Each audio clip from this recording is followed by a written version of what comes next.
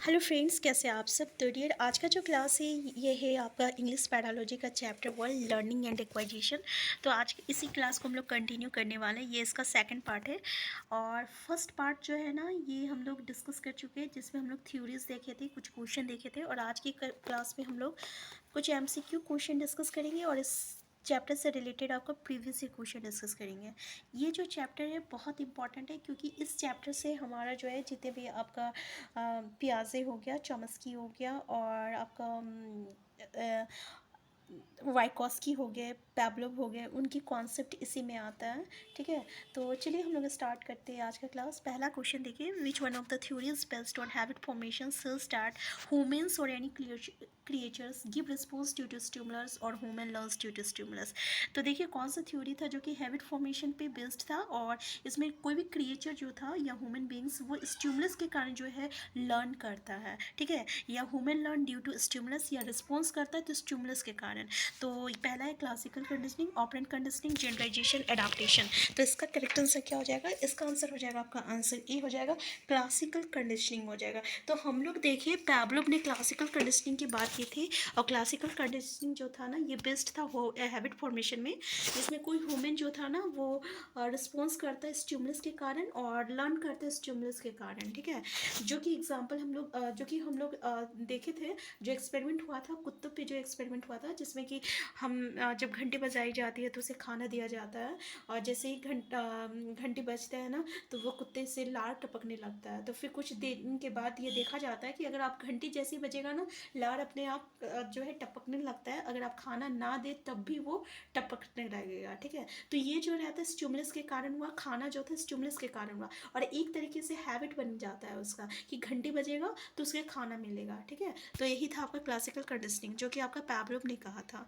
Next है, a teacher is explaining a new concept in the class, Shreya knows the meaning of difficult words and concept, she also understand the concept without any difficulty, she is good in motor skill, cognitive abilities, rote memory, verbal ability. अब देखिए यहाँ पे words and concept के बारे में बता रहा है, और understand the concept without any, वो कॉन्सेप्ट को समझ रही है। ठीक है, यहाँ पे अगर वो समझ रही है तो कहीं ना कहीं वो उसका दिमाग की बात हो रहा है ना, दिमाग की यहाँ पे बात हो रहा है, मेंटल एबिलिटीज़ की बात हो रहा है। ठीक है, अगर मेंटली कोई चीज़ का बात आता है, जहाँ रीजनिंग होती है, जहाँ अंडरस्टैंडिंग होती है, जहाँ पे आपका कैलकुलेशन होता है। ठीक है, यानी जहाँ भी दिमागी काम आता है तो वो चीज़ कॉग्निटिव एबिलिटीज़ में आ जाता है। क्योंकि मोटर स्किल्स में अगर बच्चे जो है, अगर आप साइकिल चलाना सीख गए तो ये क्या हो गया, मोटर स्किल्स आ गया। छोटे बच्चे हैं ना, अब वो दौड़ना सीख रहे हैं तो उसमें मोटर स्किल्स आ गया। रोट मेमोरी क्या हो गया, रट्टा मारना, वर्बल एबिलिटी।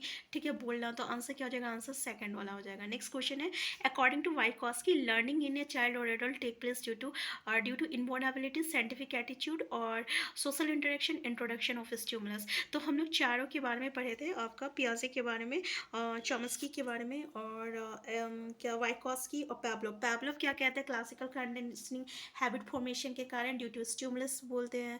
चॉम्स्की क्या बोलते हैं, लैंग्वेज एक्वाजिशन डिवाइस की बात करते हैं। वो कहते हैं कि बच्चे जो है, आप बच्चों के जो रहता है वो मतलब कि एक हार्ड टूल रहता है, हाइपोथेटिकल टूल रहता है, जिसको हम लैंग्वेज लर्निंग डिवाइस कहते हैं। और वो उस जो रहता है भाषा जो रहता है वो जन्मजात जो है एक्वायर कर लेता है, उसे लर्निंग करने की ज़रूरत नहीं होती है, वो एक्वायर करता है। ठीक है, और लैंग्वेज एक्वाइजेशन डिवाइस की बात जो है ये भी आपका चॉम्स्की ने कहा है। ठीक है, इसी तरीके से पियाजे क्या कहते हैं, तो पियाजे कहते हैं आपका एसिमुलेशन और रिकमेंडेशन की बात करेंगे, एडाप्टेशन की बात करेंगे। और ये ठीक है, ये आपका एडाप्टेशन की बात करते हैं, ये इसका कॉन्सेप्ट दिए हैं।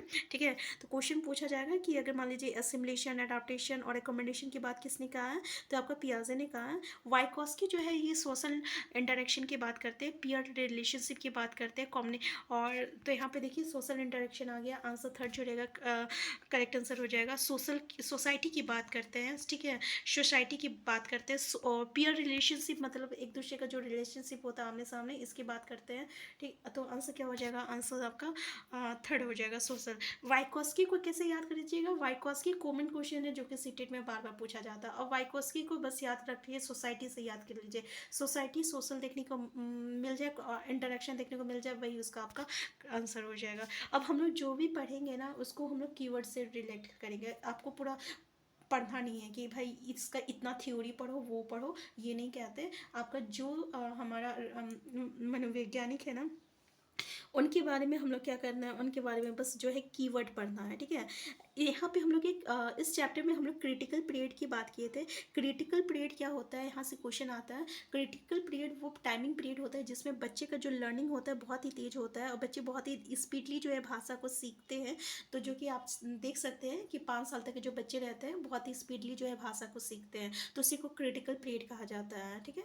अगर जो छोटे बच्चे होते हैं ना, किसी भी हार्ड लैंग्वेज जो रहता है ना अपना मदर टंग, वो सीख जाता है। लेकिन यही अगर हम लोग इतने एज हो गया, अगर आपको दूसरे भाषा सीखने को दे दिया जाए ना, आप नहीं सीख पाइएगा क्योंकि वो क्रिटिकल पीरियड जो है खत्म हो चुकी है।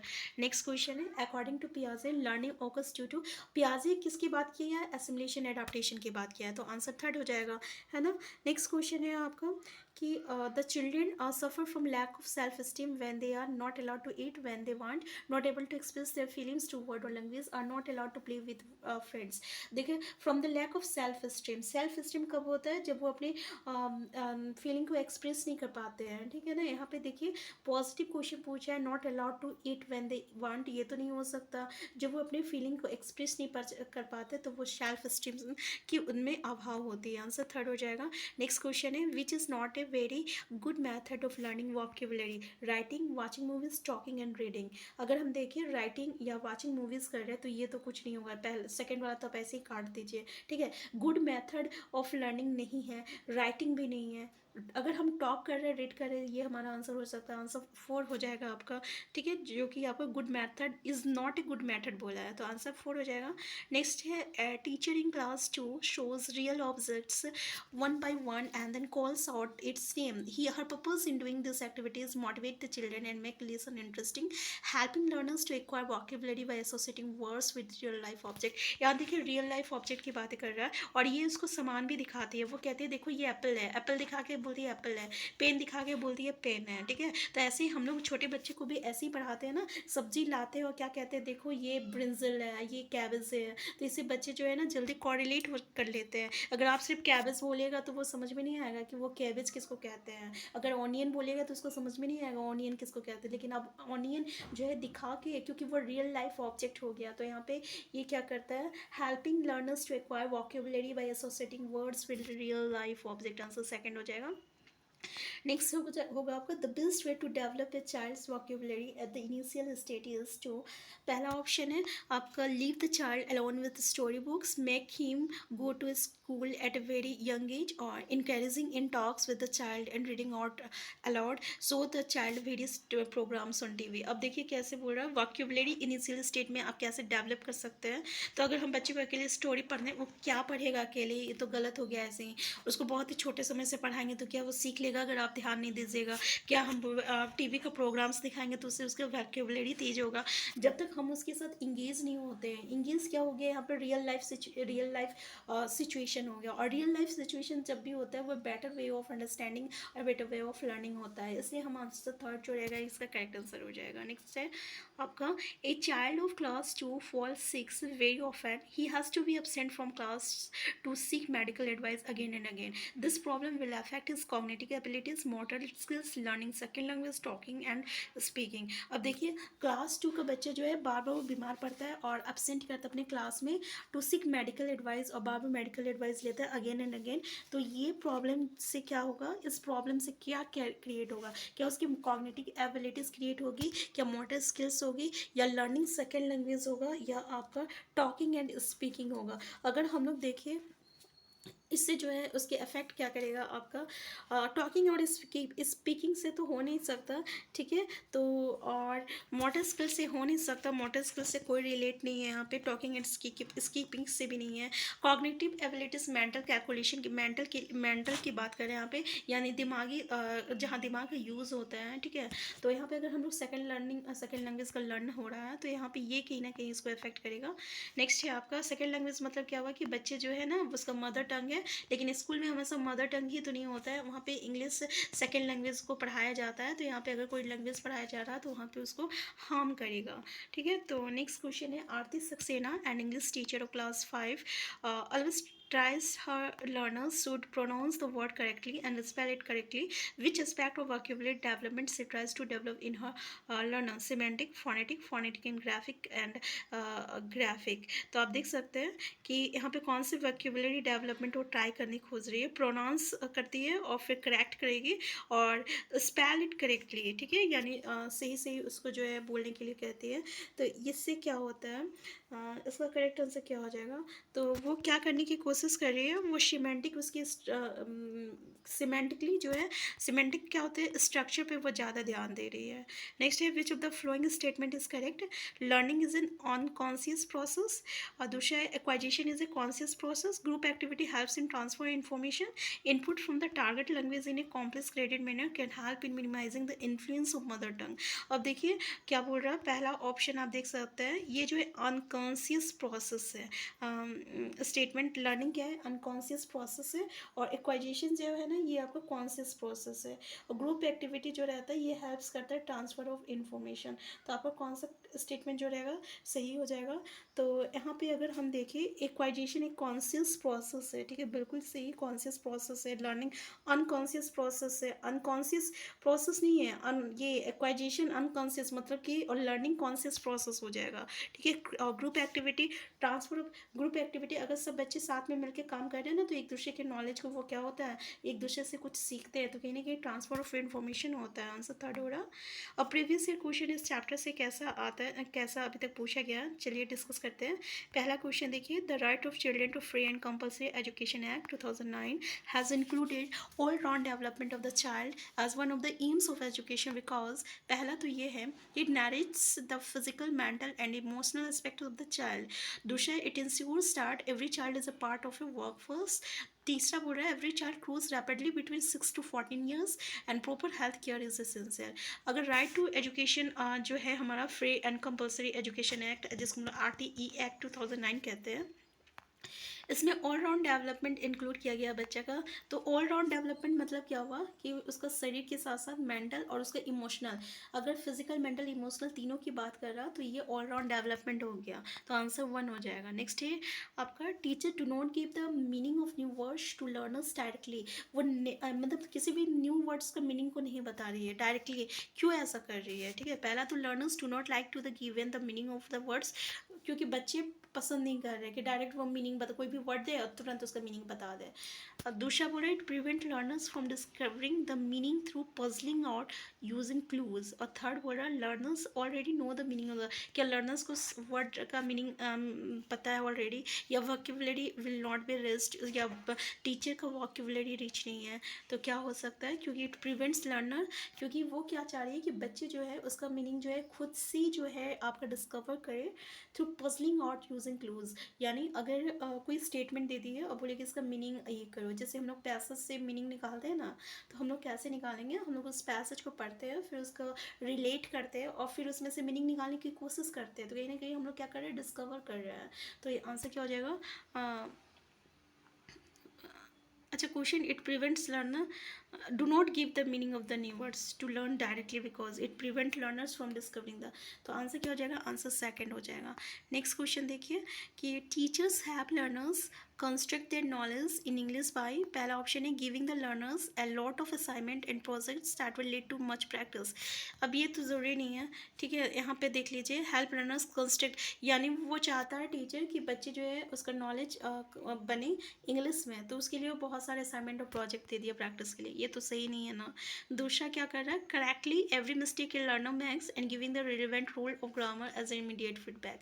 तुरंत जो है उसका फीडबैक दे रही है और जो भी ये मिस्टेक है उसको वो सुधार रही है. ये भी सही नहीं है. तीसरा क्या कर रही है, giving extensive language drills in which learners practise language items mechanically. Third क्या बोल रही है, enabling them to see the relationship between the prior knowledge and the new knowledge. अगर वो क्या करना चाह रही है, वो एक रिलेशनशिप इस्टेब्लिश करना चाह रही है, जो उसका प्रीवियसली जो नॉलेज है और अभी का जो नॉलेज है उस पर जो है एक रिलेशनशिप इस्टेब्लिश करना चाह रही है. ठीक है, तो आंसर जो रहेगा, आंसर 4 जो रहेगा करेक्ट आंसर हो जाएगा. नेक्स्ट है, which of the following is in instant of non formal learning. देखिए जून 2011 में पूछा गया नॉन फॉर्मल लर्निंग में क्या हो सकता है. पहले ऑप्शन है children learning to cook from the parents. दूसरा है children learning a new game from parents. तीसरा है children learning through correspondence relations.